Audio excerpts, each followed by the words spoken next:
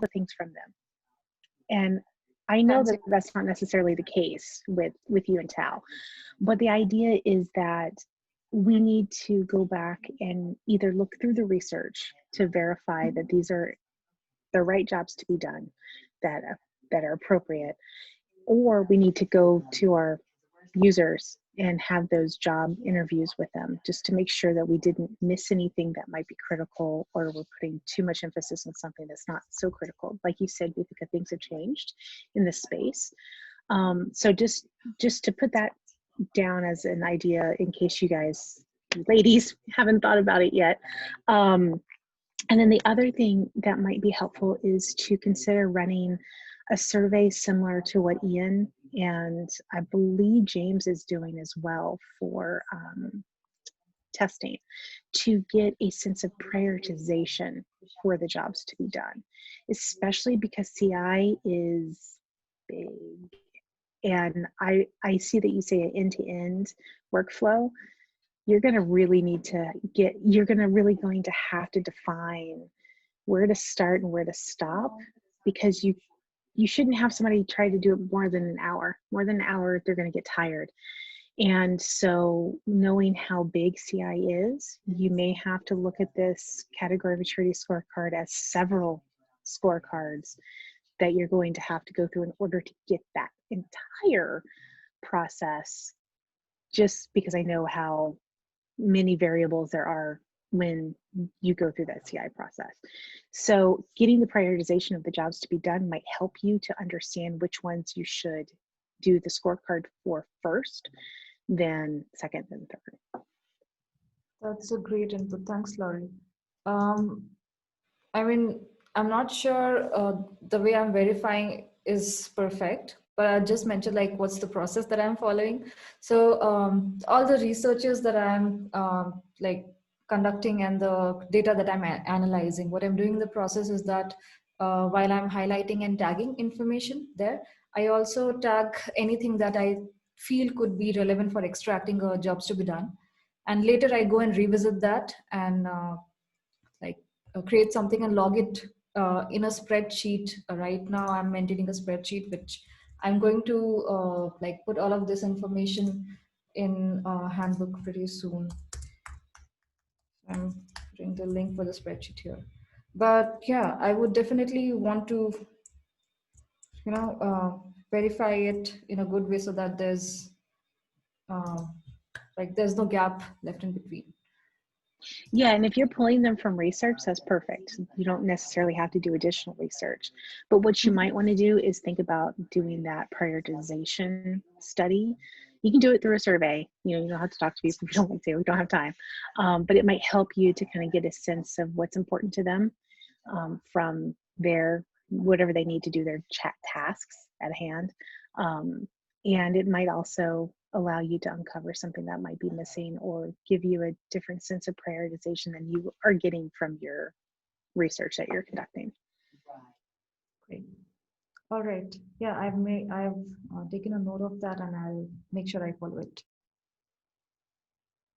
Yeah, and I'm also curious about how you did the prioritization work. Can you just talk a little bit about? I'd like to learn. Sure. We, based on the research that we had done, we had created a list of the main jobs to be done and then the tasks that we associated with those jobs to be done. From there, we put out a survey, first internally, asking individuals to rate, looking at the 5 jobs to be done that we had at the time, organize them based on top being the highest priority and the bottom of the list would be the lowest priority. Then we asked them for the 2 jobs to be done that were the highest priority for them to look at the tasks that we had associated and provide some answers to there. How important is it versus not very important? And if there's any tasks that you would associate with this job to be done that's not there. We use very different language. Jobs to be done is kind of a structure that we're familiar with now, which is awesome, but not everyone is. So instead of saying jobs to be done, it was, I don't remember the phrase now, but it was not using our jargon, as it were. And then once we got the details back, we discovered that tasks especially, that we thought were incredibly important were less so, and there were other tasks that were very important to them. One example is that if they were troubleshooting, they want to be able to see the errors from their pipeline quickly. We assumed that was kind of in the middle of our run, but it ended up being a very high priority. And the results of that helped Tim and I change the structure of our strategy to make it more important. We started working on them earlier, putting more focus into them. And because of the research we did, we discovered higher priority things. We then followed up with more qualitative research of, we heard this was really important to users like you. Why is it important to you? What do you do? What struggles do you see? And it helped kind of guide our next choices in terms of research, product, what we were going to build, etc. Does that touch on what you were looking for, Hannah? Yeah, I kind of just wanted to have an idea of like what you asked and all the steps. So that was super clear to me. That's awesome. Can you share, Ian? Can you add here, like if you have an issue or something? Because I think I'm gonna need something like that for for Verify as well. So I'm just want to let me find to get some inspiration. Awesome. And yeah, I can also share the survey from Qualtrics with you if you're at a point where you want that. Awesome. So Qualtrics survey and issues. Perfect. And just a feedback, Vidika, I would consider moving this comment you left here to an issue or epic or something about your steps, so that you can give more visibility and use it as a tracker, you know, for what you're going to do with this initiative for the maturity scorecard for continuous integration. Okay. Yeah, that's a good idea. Look at us, we went from no agenda to actually talking about something relevant. Awesome.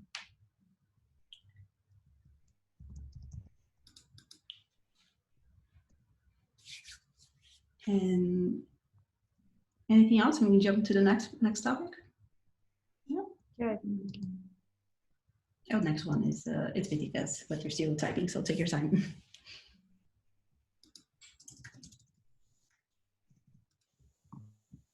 Oh, it's mine? Okay.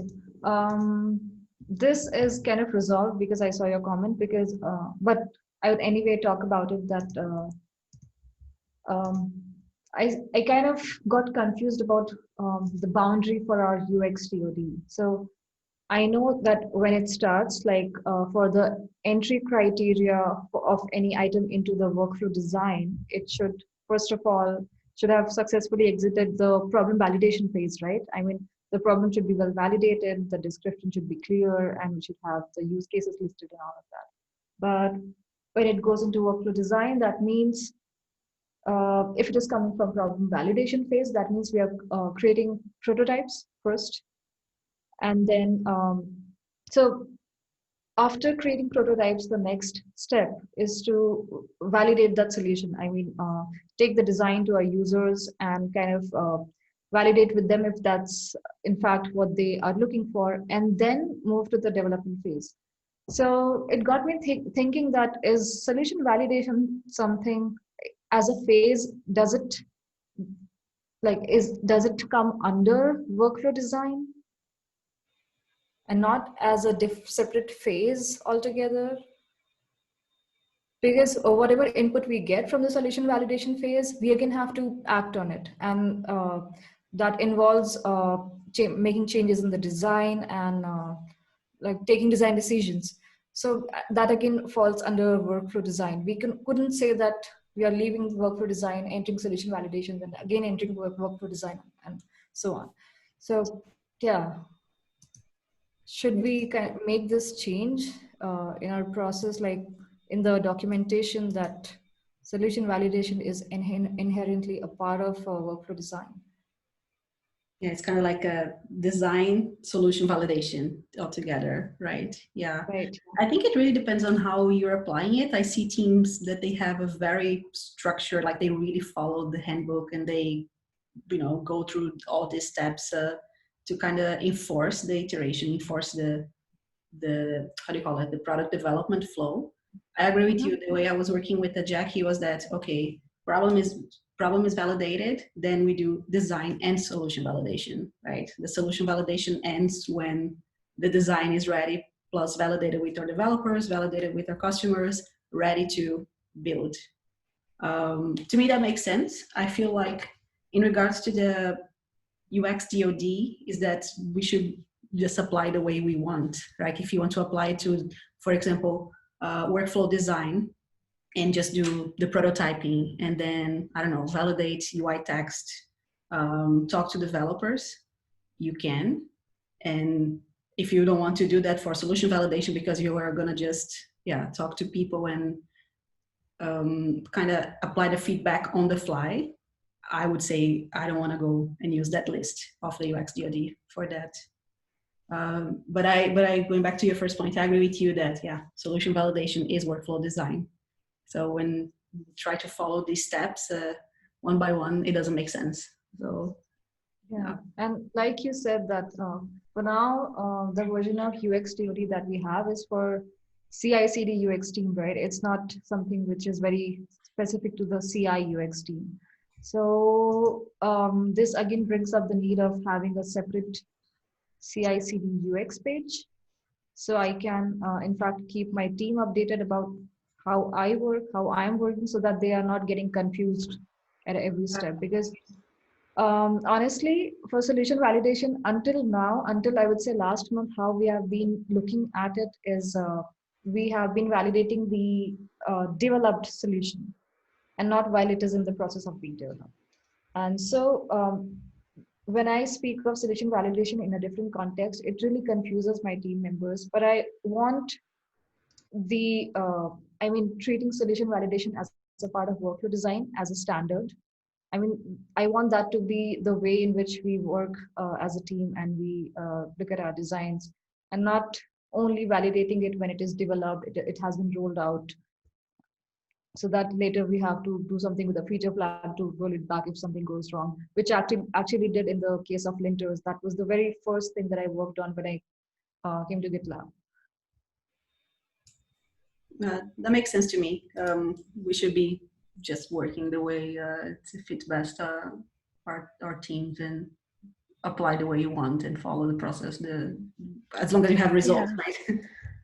I know, and we talk about this in the research team sometimes too, how we struggle to strike the balance between being very prescriptive in our steps to tell somebody you need A, B, C, and D. But we know sometimes you can skip from A to D, and sometimes it's appropriate to do that. So it's hard to strike the balance between wanting to be very prescriptive in the handbook to say you have to have this, you have to have this is part of that workflow, this is not part of that workflow, versus what are you trying to accomplish? Because what you're trying to accomplish is getting a higher sense of confidence in your design decisions and a higher sense that your users will want to and can and need to use the thing that you're creating. So you would go back to those processes as needed in order to increase the confidence in your choices to make sure that users can use it, right? So it's looking at it, I think, from that perspective and giving people the framework to go, okay, I don't have confidence yet enough. Let's go back to these pieces and say which one is appropriate at this point to get me more confidence for the stage that I'm in, rather than trying to continue to be so prescriptive to say, if you're in this workflow design, you have to do these things. You have to do these, because we all know you don't sometimes. It's tough. Yeah. And I kind of made that, I made this point exactly what you said in one of the MRs that was recently opened by the engineering team, because when I mentioned that if we are outlining our process, then why can't we also make a mention of UX DoD, because we are following that. And they were kind of like apprehended by the thought, because they felt that when I mentioned workflow design, that means no design decisions could be taken outside that workflow. And so I had to clarify that this is just an ideal scenario. That doesn't mean that designers would never get involved if any thing is required outside that phase, of course. Yeah, and that's one of the risks, Vidika, of splitting the design work from the engineering work. We had this conversation, I think, with Tao. I'm not sure, with one of the PM UX calls where, I don't know, I think it was one of the PMs, someone suggested creating UX issues for design deliverables and just applying the the workflow design label there. I think that's super dangerous because teams that are not as mature and they are not used to, working workflow agnostic or product design, product development flow agnostic, they are really gonna just consider design work when that issue is closed. When in reality, like what you say in the beginning, we are building, validating, iterating on the fly. And if you're not, at least we should try to do that towards the MVC. So looking at these discussions and what we have right now, I can think of a couple of action items based on Jackie's merge request, because that's related to CI specifically, right? CI team page. So I'll suggest that we just kind of make a mention to the CI, oh my goodness, hold on, too many, to the continuous integrations UX page, if you have one. And then there you can define, that's my UX DOD, that's how I work. This is my ideal design flow that I'm gonna try to implement with my team. And then forget about CI/CD, UX DOD, CI/CD, UX process, because we're gonna define that with our own teams and kind of have to use different, just a different language with depending on the maturity of these teams, our counterparts. Because when I look at this one, I think that Nadia created this. I'm gonna add here to the chat, it's easier. I don't use this. Honestly, I don't even apply this at the issue level anymore. I only do the UX DOD at the epic level. So this is too specific, if you're trying to enforce the flow, etc. Anyways. So I did, initially I'm very sure you also tried to, and so did I, because we were part of the pilot that we copy pasted this template to the issues. Mm-hmm. And there was a point when I was only doing it for the sake of like checking the boxes, because of course we were not exactly following the same processes, they change from issue to issue. Yeah. So I changed it to objectives.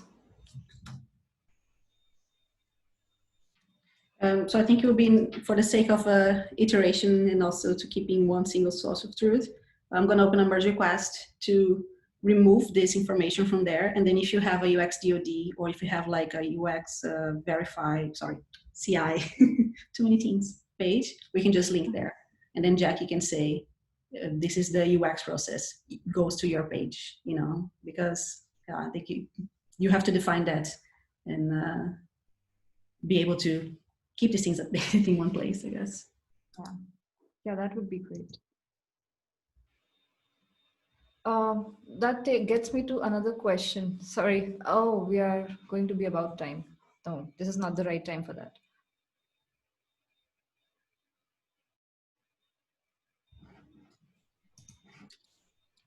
All right.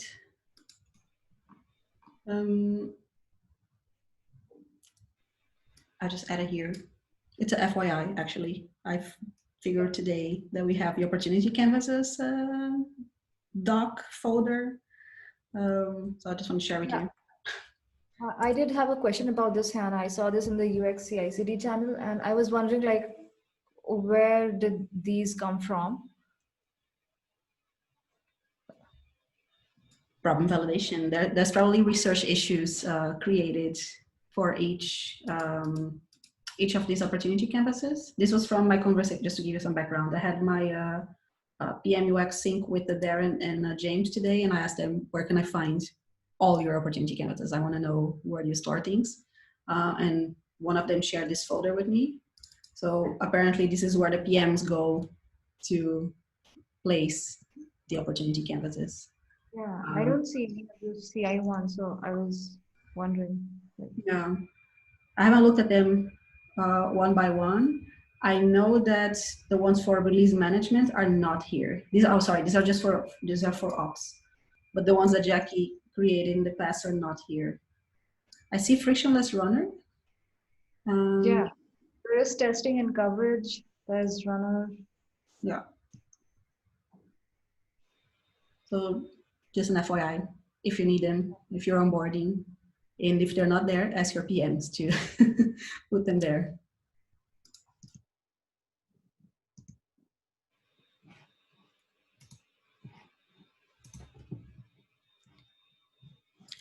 Anything else, folks?